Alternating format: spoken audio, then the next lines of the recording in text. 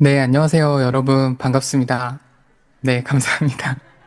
네, 오늘도 혹시 화면이 잘 보이시면은 손을 한번 이렇게 흔들어 주시기 바랍니다. 아, 감사합니다. 오늘도 이렇게 large 사이즈로 TV 박스에 실려서 등장했습니다. 저는 제가 저 뒤쪽에 있는 스크린에서 나오는 줄 알았거든요.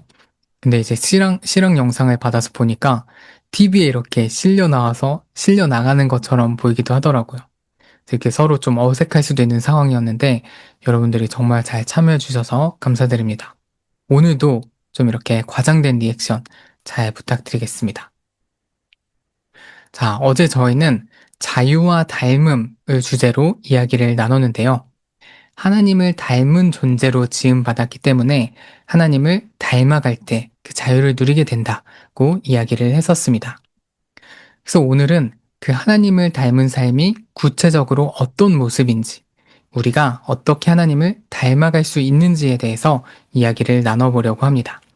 그러려면 그 하나님을 닮기 위해선 먼저 하나님이 하신 일을 알아야겠죠. 하나님의 어떤 모습을 우리가 닮아가려는 건지를 알아야 한다는 건데요. 저는 하나님이 하신 일을 이렇게 표현해보고 싶습니다. 하나님은 선물하시는 분이다. 여러분, 선물이 뭐죠? 선물은 거래와 다릅니다. 거래는 돈을 주고 사는 거죠. 정당한 대가를 내고 자신의 권리를 주장하는 일, 그게 거래입니다. 반면 하나님의 선물은 다릅니다. 대가를 요구하지도 자격을 따지지도 않습니다. 그저 하나님의 자유와 사랑으로 주시는 것, 그것이 선물입니다. 복음은 처음부터 끝까지 이 선물하시는 하나님의 이야기를 들려주고 있습니다. 저희가 창조부터 한번 생각을 해볼까요? 하나님이 세상을 창조하셨습니다. 생각해보면 창조는 피조물들에게 놀라운 선물인데요. 없던 것이 있게 된 사건, 그게 창조죠. 우리 모두 지음받은 존재들인데요. 우리 중에 내가 창조된 것은 거래를 통해 얻어낸 것이다. 내 힘으로 쟁취한 것이다. 이렇게 말할 수 있는 사람이 있을까요? 없겠죠. 창조는 하나님의 자유로운 선물 행위였습니다. 하나님은 자신 안에 자리를 마련하시고 세상과 우리가 그 안에 살아갈 수 있도록 환대해 주셨습니다. 우리에게 삶을 선물로 주신 사건, 그것이 창조였습니다. 구원은 어떨까요? 구원도 하나님의 선물입니다. 하나님을 떠나 마음대로 살아가려는 인간을 다시 하나님의 품으로 초대하기 위해 하나님이 인간의 몸을 입고 이 땅에 오셨습니다. 예수님은 우리를 위해 자기 자신을 선물로 내어주셨습니다. 십자가 죽음과 부활을 통해 우리는 새로운 생명과 하나님 나라를 선물로 누리게 되었습니다. 그런데 여기서 끝나지 않고 하나님은 또 선물을 주십니다. 바로 성령 하나님인데요. 우리는 하나님의 형상으로 지음받았지만 죄로 인해 함께 사랑하며 살아가는 능력을 잃어버렸습니다. 어제 표현했던 것처럼 자기 안으로 구부러진 존재가 되어버린 거죠. 그런 우리가 다시 예수님을 닮은 모습으로 살아갈 수 있도록 능력을 주시는 분이 바로 성령 하나님입니다. 성령님이 우리와 함께 계시고 우리 삶을 이끄시는 것도 하나님의 선물입니다. 이렇게 생각해보면 복음은 창조, 구원, 성령, 그리고 하나님 나라의 완성까지 이어지는 선물의 이야기를 들려주고 있습니다. 그래서 사도 바울도 복음을 선물의 언어로 설명하기를 즐겨 하는데요. 이 선물은 헬라어로 카리스라는 단어입니다. 선물 또는 은혜로 번역할 수 있는 단어인데요. 제가 신약 성경을 읽다가 만나는 그 은혜라는 표현을 선물로 바꿔서 읽어볼 수도 있다는 거죠. 모든 것이 은혜라는 우리의 고백도 모든 것이 선물이라는 고백이 될 수 있습니다. 그래서 저는 그리스도인을 이렇게 표현해보고 싶습니다. 그리스도인은 선물 받은 삶을 선물하며 살아가는 사람들이다. 선물하시는 하나님을 닮아 우리도 자신의 선물로 내어주며 살아가는 것. 그것이 하나님을 닮은 삶의 모습이라는 겁니다. 그래서 우리는 하나님을 닮은 성품, 하나님처럼 선물로 자신을 내어주는 인격으로 빚어져 가야 합니다. 그런데 이 성품이라는 것이 하루아침에 만들어지는 게 아니죠. 한두 번 착한 일 한다고 착한 사람이 되는 게 아닌 것처럼 제가 뭐 한두 번 슈팅 연습해 본다고 손흥민 선수처럼 막 축구를 할 수 없는 것처럼 말이죠. 이 성품이 길러지는 과정은 운동을 잘하게 되는 것 또는 어떤 분야의 장인이 되는 것과 비슷합니다. 특정한 일을 반복해서 실천하면 습관이 되는데요. 저희가 운전을 배우는 것과 비슷하다고 생각해 볼 수 있을 것 같아요. 처음에는 모든 걸 의식적으로 조작해야 되죠. 핸들, 뭐 브레이크, 기어 이렇게 다 막 생각하면서 조작을 해야 되지만 나중에 익숙해지면 뭐 옆 사람과 대화를 하면서도 운전할 수 있고 무의식적으로 집까지 이렇게 갈 수 있는 것처럼 이제 습관이 된다는 건 그렇게 무의식적으로 자동으로 하게 된다는 걸 말합니다. 그렇게 선물의 실천이 우리 안에 쌓여 습관이 될 때 우리 안에 선물의 성품이 빚어지게 되는 거죠. 자, 그래서 이 선물하는 성품, 선물의 성품을 기르기 위해 우리가 어떤 실천을 해야 할지 소개해 드리려고 하는데요. 첫 번째는 선물 누리기입니다. 선물로 살아가기 위해선 먼저 선물을 누릴 수 있어야 하는데요. 누려보지 않으면 선물하는 삶을 살 수 없기 때문입니다. 여러분 혹시 침착맨이라는 유튜버 아시나요? 네. 아시면은 네, 이렇게 감사합니다. 한국에서 굉장히 인기가 많은 크리에이터죠. 작년에 이 침착맨이 했던 말 중에 밈이 됐던, 유행했던 말이 있습니다. 제가 이걸 누려도 될까요? 라는 표현인데요. 이제 이렇게 사진을 보시는 것처럼 어떤 음식을 먹거나 어떤 경험을 할 때 이걸 과장되게 감사를 표현하는 거죠. 제가 이걸 누려도 될까요? 뭐 이렇게. 그래서 저희도 한번 해보면 좋겠습니다. 그래서 저희 주위에 계신 분들에게 이렇게 한번 말해볼까요? 제가 코스타를 누려도 될까요? 네. 아, 감사합니다. 네, 여러분 누리셔도 됩니다. 저는 이 밈이 굉장히 복음적이라는 생각이 들었습니다. 기독교 문학의 정수라고 할 수 있는 카라마조프가의 형제들이라는 소설에 비슷한 대사가 나오는데요. 소중한 여러분, 무엇 때문에 나한테 이렇게 잘해주시는 겁니까? 내가 이런 대접을 받을 만한 자격이라도 있습니까? 이제 소설 속의 한 등장인물이 회심을 경험하게 됩니다. 그리고 자신이 죄인이라는 것을 실감하게 되는데요. 나 같은 죄인이 이런 섬김과 대접을 누릴 자격이 있는 걸까? 를 고민하면서 주변 사람들에게 고백하는 장면입니다. 저는 선물을 누리는 시작점이 바로 여기에 있다는 생각이 들었습니다. 우리 자신의 자격에 대해서 정직하게 돌아볼 때 우리는 삶을 선물로 바라볼 수 있게 됩니다. 저도 제 삶을 선물의 관점으로 한번 바라봤습니다. 나는 이러고 있을 사람이 아니야 라면서 억울해했던 저의 그 이야기를 어제 들려드렸는데요. 그런데 저의 자격에 대해서 잘 생각해 보니 원래부터 내 것이었다라고 말할 수 있는 게 하나도 없다는 걸 새삼 느끼게 되었습니다. 하나님께서 나라는 존재를 창조하시고 예수님이 내 삶을 구원해 주시고 성령님께서 내 일상 가운데 함께 하시는 것. 이 중에 제가 값을 치르거나 제 힘으로 얻어낸 것이 하나도 없다는 걸 알게 되었습니다. 저에게는 어떤 권리도 자격도 없다는 걸 인정하게 되었습니다. 그런데 놀랍게도 그런 자격 없는 저에게 하나님은 이미 넘치도록 많은 것을 선물해 주셨다는 것을 발견하게 되었습니다. 지금의 삶, 가족, 밴쿠버에서 만난 소중한 공동체, 이렇게 코스타에 오게 된 일, 이 모든 것들이 다 기적 같은 일이었고 선물이었음을 생각하게 되었습니다. 그래서 이 침착맨의 밈처럼 제가 이걸 누려도 될까요? 하는 마음으로 하루하루를 살아가 보려 합니다. 첫째 날 저녁 집회 때 김종필 박사님이 그 악뮤의 소문의 낙원을 이렇게 춤까지 추시면서 소개를 해주셨는데요. 저도 그 악뮤의 개화 앨범을 정말 인상 깊게 들었습니다. 그래서 이번 앨범 타이틀곡이 기쁨, 슬픔, 아름다운 마음이라는 곡인데요. 이 곡은 기쁨 뒤에 오는 슬픔도, 흐린 날과 시린 날도 삶을 완성하는 퍼즐이 됨을 노래하고 있습니다. 우리가 어떻게 바라보느냐에 따라서 삶이 선물이 되기도 한다는 건데요. 저는 이 가사에서 삶의 모든 것을 선물로 끌어안으려는 그런 마음을 느꼈습니다.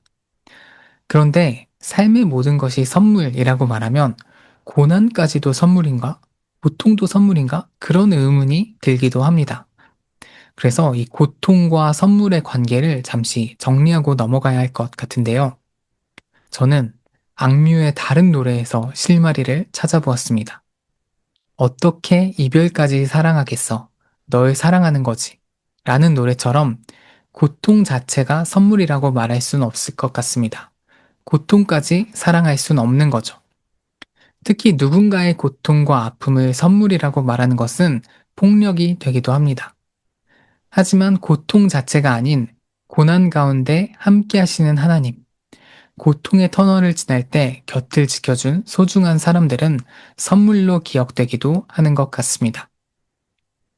무엇보다 예수님이 부활하셨다는 사실, 끝끝내 모든 고통과 악의 문제를 해결하실 것이라는 그 확실한 약속이 우리에게 소망이라는 선물이 되는 것 같습니다.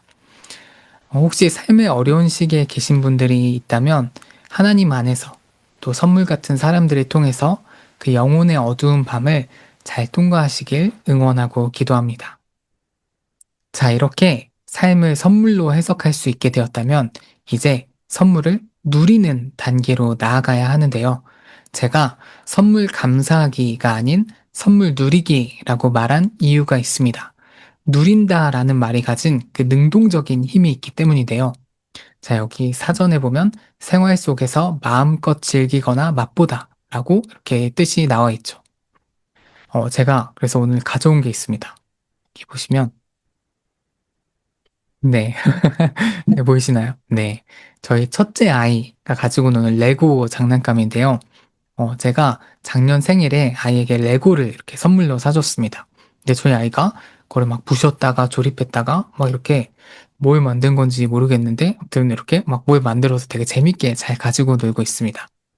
그런데 제가 이 선물을 줬을 때, 음, 저희 아이가 감사하다고 말은 해놓고 이거를 가지고 놀지 않고 그냥 이렇게 박스에만 넣어두고 있었다면 어땠을까요? 선물을 준 일을 가장 기쁘게 하는 순간은 받은 사람이 그 선물을 누릴 때입니다. 아마 하나님의 마음도 비슷하지 않을까 싶은데요. 하나님이 주신 선물을 감사하는 것은 중요합니다. 하지만 저희는 한 걸음 더 나아가 정말로 그것을 누려야 합니다. 요리를 맛있게 먹음으로 요리사에게 경의를 표하는 것처럼 삶을 누리는 것은 이 세상을 지으신 하나님께 영광을 돌리는 일이 됩니다. 물론 우리가 어디까지 누릴 수 있는가에 대해서는 분별이 필요하지만 하나님 사랑, 이웃 사랑이라는 원칙을 잘 지킨다면 저는 우리 삶에 주어진 모든 것을 선물로 누릴 수 있다고 생각합니다. 우리의 일상이 선물임을 깨닫고 주어진 하루라는 선물을 최대한으로 누리며 살아가는 저와 여러분이 되길 소망합니다. 여러분이 이제 남은 이 코스타를 누리시기를 바랍니다. 자, 이렇게 선물을 누리다 보면 자연스럽게 생겨나는 마음이 있는데요. 바로 선물을 나누고 싶은 마음입니다. 그래서 두 번째 실천은 선물 나누기입니다. 종교개혁가 마틴 루터는 이렇게 표현했는데요. 그리스도로부터 좋은 것들이 우리에게로 흘러온다. 좋은 것들은 우리로부터 도움이 필요한 사람들에게로 흘러가야 한다.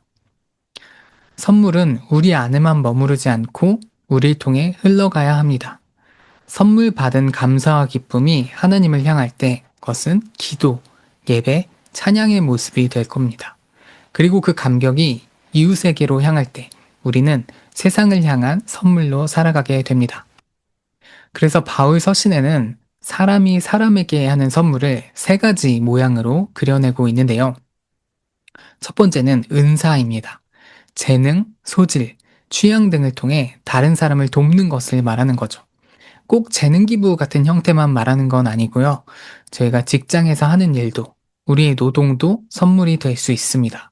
좋은 제품을 만들고 서비스를 개발하고 누군가의 삶을 풍요롭게 한다면 그건 역시 세상을 향한 선물이 된다는 거죠. 어제 저녁 집회에서 이성희 형제님의 간증을 저희가 다 같이 들었는데요. 주택 정원을 가꾸며 지역 주민을 섬기는 이야기를 들려주셨습니다. 우리의 일과 노동이 우리의 은사가 어떻게 선물이 될 수 있는지를 생생하게 들을 수 있는 시간이었던 것 같습니다. 저에게도 큰 감동과 도전이 되었는데요. 우리는 이렇게 각자의 자리에서 자신이 받은 것들, 그 은사들을 통해 선물하는 삶을 살아갈 수 있습니다. 두 번째는 지지입니다. 정서적인 연대, 응원, 격려 같은 우리의 마음을 나누는 행위인데요. 저는 이걸 조금 더 확장해서 환대라고 말해보고 싶습니다. 환대는 우리 안에 자리를 비우고 누군가를 맞이하는 일인데요. 하나님께서 먼저 자신 안에 자리를 비우시고 우리를 맞이해 주신 것처럼 우리도 다른 이들에게 넉넉한 품을 내어주는 일입니다.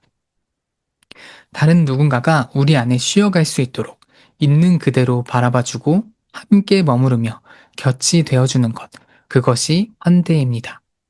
주변 친구들, 이웃들, 그리고 자연과 피조 세계까지 넓은 품으로 맞이할 때 우리는 세상을 환대하는 선물로 살아가게 됩니다. 끝으로 세 번째로 연보라는 것이 있습니다. 이 말이 조금 낯설죠. 이건 물질적인 나눔, 후원을 의미하는데요. 바울의 여러 서신에 보면 경제적으로 어려움을 겪고 있던 예루살렘 교회를 위해 기금을 마련하는 장면이 나옵니다. 경제적인 도움도 아주 직접적인 선물이 된다 하는 건데요. 저도 캐나다에 지내면서 익명의 송금을 몇 차례 받은 적이 있습니다. 덕분에 간신히 이렇게 통장이 텅텅 비는 위기를 모면할 수 있었는데요. 이렇게 자신이 가진 물질을 나누는 일은 누군가의 필요를 채우는 아주 중요한 선물이 되곤 합니다. 자, 이렇게 바울 서신에 나타나는 선물의 세 가지 모양을 살펴봤는데요. 꼭 이런 형태가 아니어도 무엇이든 삶을 내어주는 행위, 삶을 나누는 일은 선물이 됩니다. 각자의 삶을 어떻게 선물하며 살아갈 수 있을지 우리의 상상력이 필요한 지점이라는 생각이 듭니다. 자신만의 모양으로, 자신만의 색깔로 삶을 선물하며 사는 우리 모두가 되기를 축복합니다. 자, 이렇게 두 가지 실천, 선물 누리기와 선물 나누기를 말씀을 드렸는데요. 그런데 이걸 혼자서 실천하려고 해보면 잘 안 될 겁니다. 이 세상은 거래하는 세상이고 힘으로 빼앗는 세상이죠. 그런 세상에서 나 혼자만 선물하며 살겠어. 이렇게 다짐을 한다고 해도 며칠이 지나지 않아서 이 잔혹한 세상에 실망하게 될 가능성이 높습니다. 그래서 이 지속 가능한 선물의 삶을 위해 공동체가 필요한데요. 저는 이 공동체를 선물 공동체라고 불러보고 싶습니다. 선물 공동체는 선물 이야기를 삶으로 살아내는 사람들인데요. 저는 달리기를 정말 못하고 싫어합니다. 맨날 운동회 때 꼴등만 했었거든요. 그런데 제가 지금 다니는 한인교회에 이 러닝을 좋아하는 분들이 정말 많은 거예요. 그래서 그분들이 모이면은 맨날 러닝이 너무 좋다, 재밌다, 뭐 운동하면 뭘 신을까, 페이스는 뭐 어떻게 할까, 뭐 이번에 어디를 뛰어볼까, 막 이런 러닝 얘기만 계속 하는 거예요. 제가 이걸 계속 듣다 보니까 저도 모르게 나도 러닝을 좀 해야 되나? 그런 마음이 제 안에 들었습니다. 그래서 얼마 전에는 얼떨결에 이제 교회 분들을 따라갔다가 그 밴쿠버에 있는 스탠리 파크를 제가 이제 한 바퀴 뛰게 됐는데요. 한 바퀴가 10km가 조금 안 되거든요. 근데 제 인생의 첫 최장거리 러닝이었습니다.